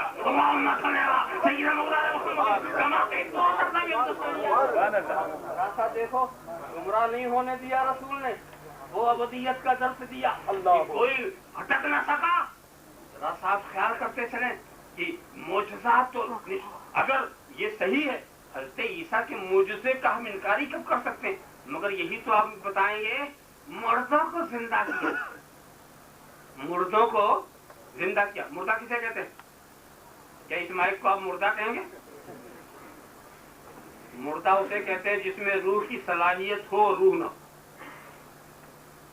یہ نہیں کہ جو بے روح ہو مردہ، جو بے روح ہو مردہ، ایسا نہیں، روح کی صلاحیت ہو، روح نہ ہو۔ تو مردہ کسے کہیں گے؟ جس میں روح کی صلاحیت ہو، روح نکال لی گئی۔ اب اسے زندہ کرنے کا مطلب کیا ہے؟ روح پلٹا دیجیے، یہی تو مطلب ہوگا۔ تو وہاں نکلی ہوئی روح پلٹائی جا رہی ہے۔ حضرت عیسیٰ نے کیا کیا تھا؟ نکلی ہوئی روح کو پلٹا رہے ہیں، اور نبی بے روح کنکریوں سے کلمہ پڑھا رہے ہیں، بے روح کنکریوں سے کلمہ پڑھا رہے ہیں، اور سوکھی ہوئی ٹہنیوں کو درد محبت کا آشنا بنا رہے ہیں۔ ذرا سوکھی ہوئی ٹہنیوں کو درد محبت کا آشنا بنا رہے ہیں۔ ذرا صاحب خیال کرو، ابو جہل کے ہاتھ میں بھی پڑھا دیا، کلمہ پڑھایا، حرکت آئی۔ میں آپ کو بتاؤں ایسی بات نہیں ہے، حرکت آئی، اس نے مٹھی میں بند کر لیا تھا، نہ کنکری۔ اے محمد بتاؤ اس میں کیا واقعہ بہت مشہور ہے۔ وہ بھی جانتا تھا کہ جو نبی ہوگا وہ غیب کی بات بتائے گا، اتنا جانتا تھا ابو جہل، اتنا جانتا تھا۔ اچھا، نبی نے بھی یہ نہیں کہا کہ میں غیب کی بات کیا جانوں، بلکہ نبی کہتے ہیں کہ میرا علم ہی دیکھنے آیا، قدرت بھی دکھا دوں۔ یہ ایک ہی چیز دیکھنے آیا ہے، وہی نہ بولے کہ میں کون، یہ تو بڑی حیرت کی بات ہے۔ وہی نہ بولے کہ میں کون ہوں، یہ تو بڑی حیرت کی بات ہے۔ اور اس کے بعد جب کان کے قریب اس نے کیا تو واقعی وہ کلمہ رسالت پڑھ لی، اشہد ان لا الہ الا اللہ وحدہ لا شریک لہ واشہد ان محمدا عبدہ ورسولہ۔ ابو جہل بھی سوچا، مٹھی میری کلمہ ان کا۔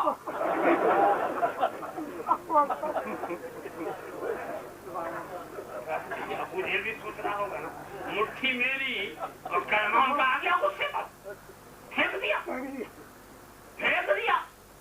تو یہ کنکری کب تک کافر کے پنجے میں کب تک رہی؟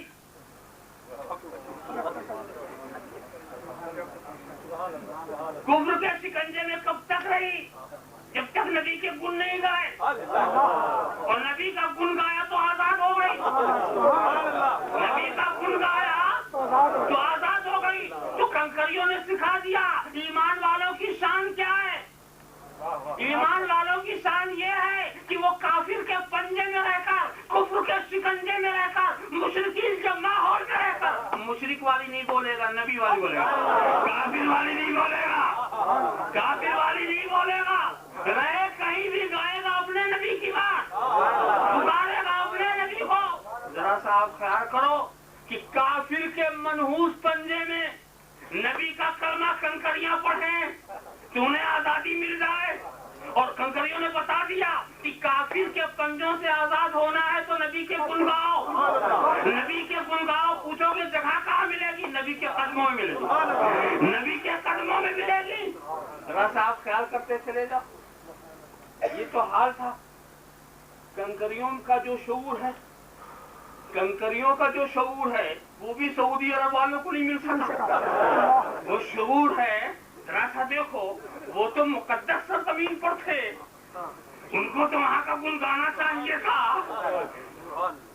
अगर वो काफिर के पंजे में भी हो तो उन्हें अपने नबी ही का तराना गाना।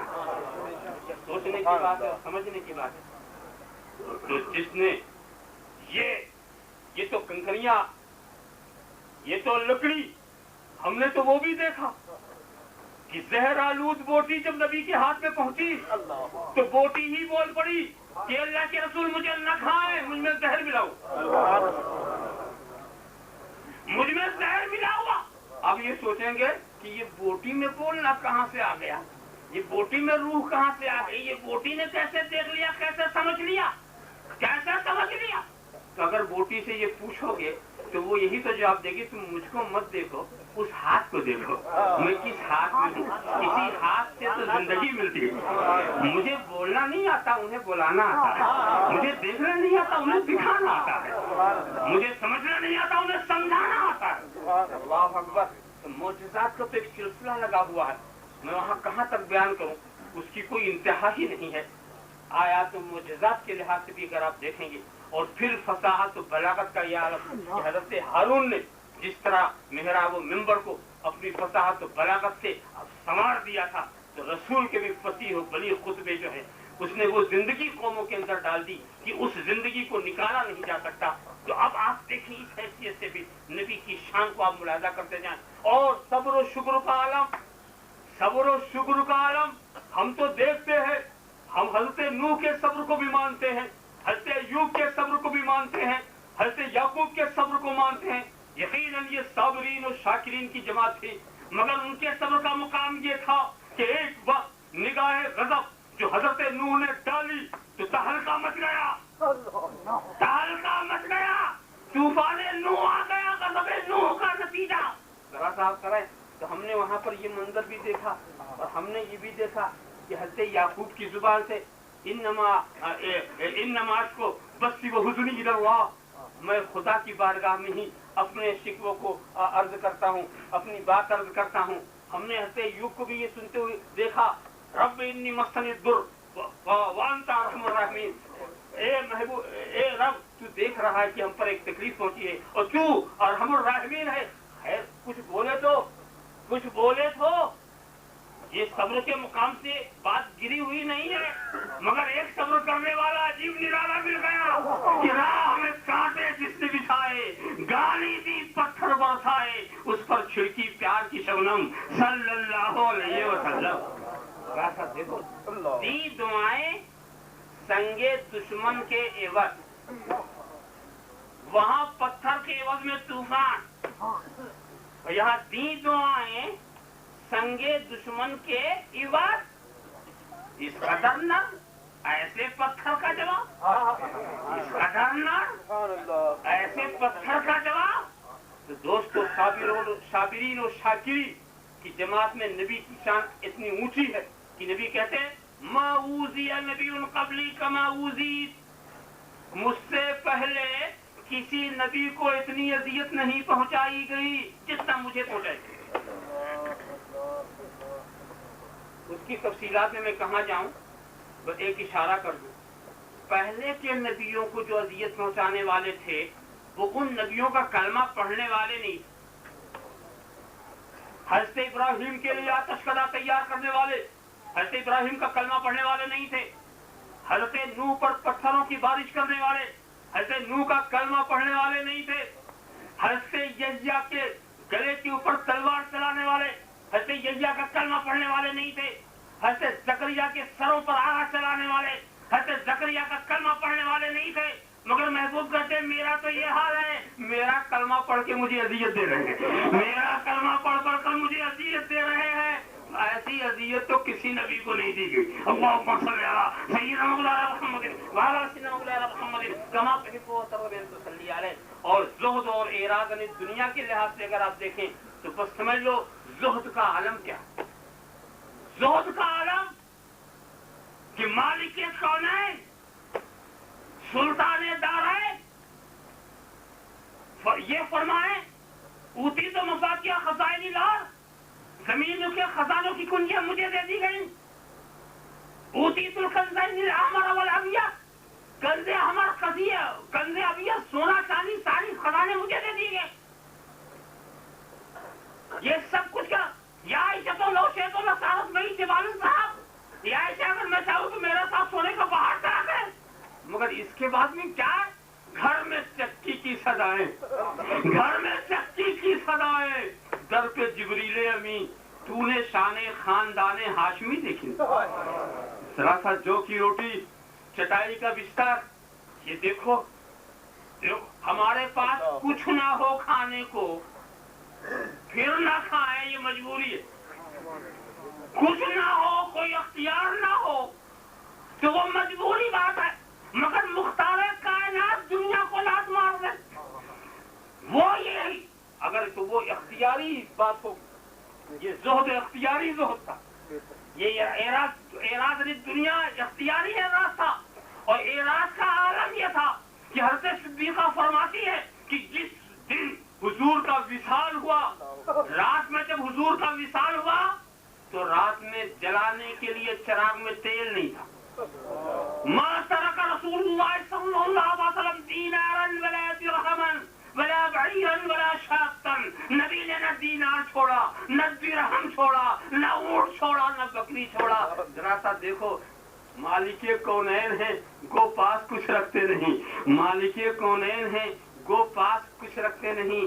دو جہاں کی نعمتیں ہیں ان کے خالی ہاتھ میں. یہ تو زہد کا عالم، یہ اعراض دنیا کا عالم. اور اس کے بعد اگر تبلیغ و ارشاد کا عالم، تو تبلیغ و ارشاد کا تو وہ معاملہ ہوا کہ خدا ہی نے سند تکمیل کی دے دی. وہ معاملہ ہوا کہ اتمام نعمت اور تکمیل شریعت اور تزکیہ نفوس اور تاسیس دین کی سند ملتی ہے تو خدا ہی نے رہا الیوم اکملت لکم دینکم. میں نے کامل کر دیا، دین کو مکمل کر دیا. اب جب دین مکمل ہو گیا ہے، نعمتیں مکمل ہو گئی، اللہ تم سے راضی ہو گیا ہے، اب اس پر تم اضافہ نہیں کر سکتے، اب اس میں اضافہ نہیں کر سکتے. یہاں ایک خاص بات کی طرف توجہ دلا کر بات کو مختصر کروں. دین میں اضافے کی شکل کیا ہوتی؟ اس لیے کل بدعت ضلالہ، کل بدعت ضلالہ، سب انہوں نے یاد کر لیا. جو بدعت کی حجے بھی نہ کر سکیں ان کو بھی یاد ہے. ہر بدعت گمراہی ہے، ہر بدعت گمراہی ہے، ہر بدعت گمراہ ہے.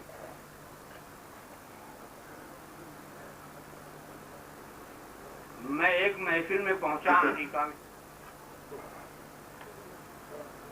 وہاں ایک بچے کی تسمیہ خوانی، قرآن کریم پڑھانے کی ابتدا. تو ان لوگوں نے اپنے دوستوں کو جمع کیا تھا.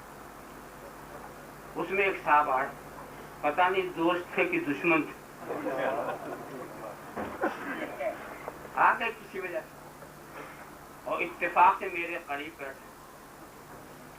تو آئے تھے دعوت کھانے.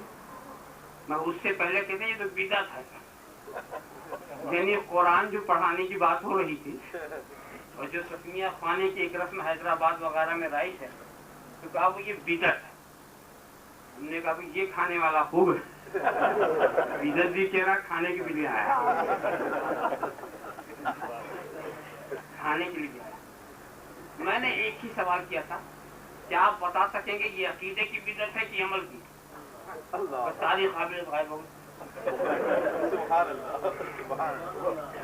ہمیں یہ بتاؤ یہ عقیدے کی بدعت ہے کہ عمل کی؟ اور گمراہی عمل کی بدعت ہوتی ہے یا عقیدے کی؟ یہی نقطہ اگر آپ سمجھ لیں تو کوئی آپ کو دھوکہ نہیں دے سکتا کہ جس بدعت کو حدیث میں گمراہی کہا گیا ہے وہ عقیدے کی بدعت کو کہا گیا، عمل کی بدعت کو نہیں. عمل نیا ہو حرج نہیں، مگر عقیدہ نیا نہ ہو.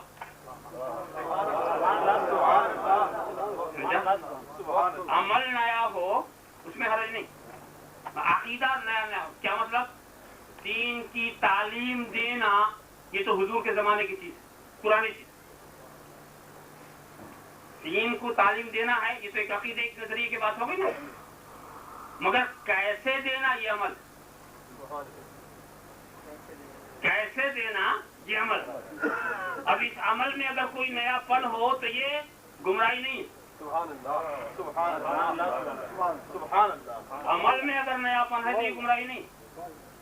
کتابیں لکھ کر آپ گھر گھر پہنچائیں یہ گمراہی نہیں. حضور کے زمانے میں ایسا تو نہیں ہوتا تھا، مگر اس میں عقیدے کی گمراہی نہیں. عقیدہ نہیں بدلنا، عمل بدلنا.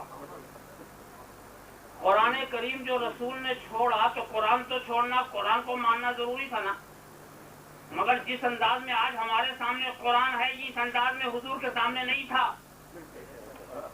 تو یہ عقیدے کا اختلاف نہیں، عمل کا ہے. یہ عقیدے کا اختلاف نہیں. حضور کے زمانے میں مسجدیں تھیں عبادت کے لیے تو ایک جگہ بنانی چاہیے نا، تو وہ تو تھی، مگر جس انداز کی آپ نے بنا کے رکھا ایسی نہیں تھی. تو یہ عمل کا اختلاف ہے، عقیدے کا اختلاف نہیں. مدرسے جو آپ بنا رہے ہیں حضور کے زمانے میں یہ نظم و ضبط نہیں تھا مدرسوں کا. تو یہ عمل میں نیا پن ہے، عقیدے میں نیا پن نہیں ہے. اس لیے جو مقصد تو وہ ہے جو حضور کے زمانے میں بھی تھا. حضور کی تعظیم فرض، حضور کی تعظیم فرض یہ ہے عقیدہ، اور تعظیم کا طریقہ جو ہے عمل. تو عمل نیا ہو تو یہ بدعت نہیں ہے، عقیدہ نہ بدلنے پر.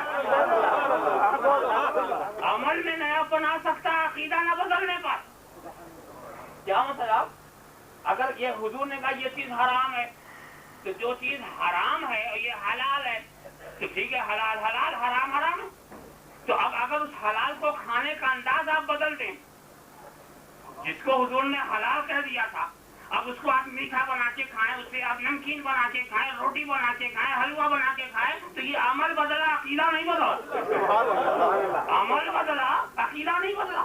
حج کرنا فرض ہے تو حضور اونٹ پر گئے تھے، حضور ایسے گئے تھے اور آپ ہوائی جہاز پہ جائیں، عمل بدلا، عقیدہ نہیں بدلا. عمل بدلا، عقیدہ نہیں بدلا. تو گمراہی جو ہوتی ہے وہ عقیدے کی بدعت ہوتی ہے، عمل کی بدعت نہیں ہوتی. گمراہی کسے کہتے ہیں کہ عمل نیا ہو وہ برا نہیں ہے، عقیدہ اگر نیا ہو جائے تو برا، عقیدہ اگر نیا ہو جائے تو وہ برا. تو کل بدعت ضلالہ، ہر وہ بدعت گمراہی ہے جو عقیدے کو بدل دے. ایصال ثواب حضور کے زمانے میں بھی ہوتا تھا. ایصال ثواب، اپنے عمل کا ثواب پہنچانا، یہ حضور کے زمانے میں بھی تھا، مگر آج طریقہ بدل گیا، عقیدہ نہیں بدلا. عقیدہ نہیں بدلا تو عمل کے بدلنے سے کوئی چیز بدعت نہیں بنتی. بدعت بنتی ہے عقیدے کے بدلنے سے. بات سننے آئے تو سنیوں نے جو نئی بات نکالی ہے وہاں عقیدہ نہیں بدلا ہے، عمل بدلا. وہاں عقیدہ نہیں بدلا. اور تم نے جو کہا ہے کہ خاتم النبیین کا معنی آخری نبی نہیں ہے، یہ عقیدہ بدل گیا، عقیدہ بدل گیا، عقیدہ بدل گیا. تم نے جو یہ کہا کہ نبی کا علم جانوروں کے علم کی طرح ہے، عقیدہ بدل گیا. تم نے جو یہ کہا کہ نبی کا علم شیطان کے علم سے کم ہے، عقیدہ بدل گیا. تم نے جو یہ کہا کہ نبی کو ہمارے مولویوں نے اردو سکھائی ہے، عقیدہ بدل گیا. تو تم اصل میں بدعتی تم ہو. کل بدعت ضلالہ، اور ہر بدعتی گمراہ ہے. اللہم صل علی سیدنا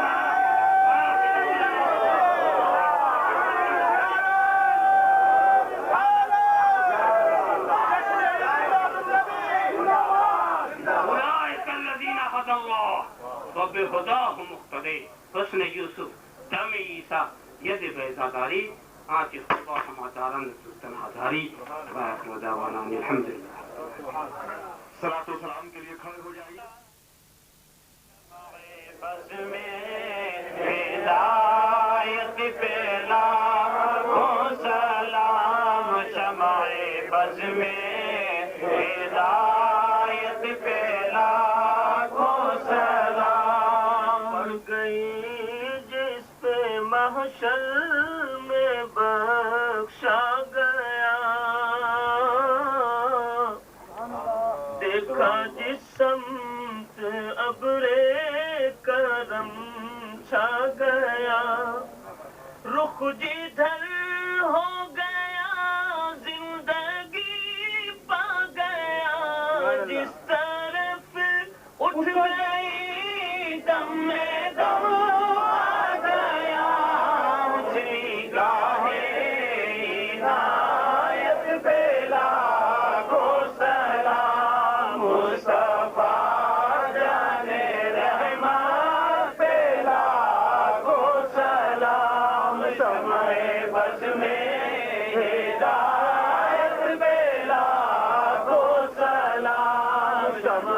بد میں ہدایت پہ لاکھوں سلام ابر جود و عطا کس پہ برسا نہیں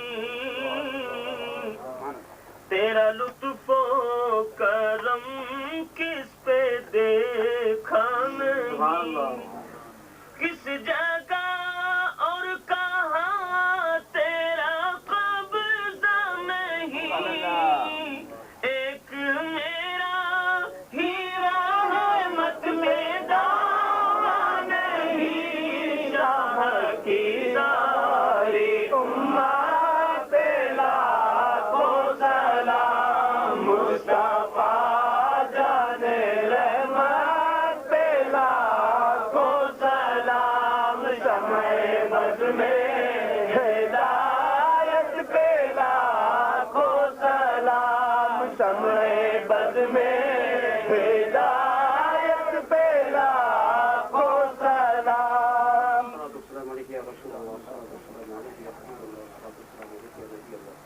الصلاة والسلام عليك يا خير خلق الله الصلاة والسلام عليك يا قاسم رزق الله الصلاة والسلام عليك يا غوث المنتقد الصلاة والسلام عليك يا زينة عرش الله الصلاة والسلام عليك يا جمال الملك الله الصلاة والسلام عليك وعلى آلك وأصحابك وأزواجك وذرياتك وعلماء أمتك وأولياء ملتك وشهداء محبتك يا رسول الله اللهم صل على سيدنا مولانا محمد وعلى سيدنا محمد اللهم احينا الذاكرين وامتنا الذاكرين واحشرنا في زمرة الذاكرين اللهم احينا عارفين وامتنا عارفين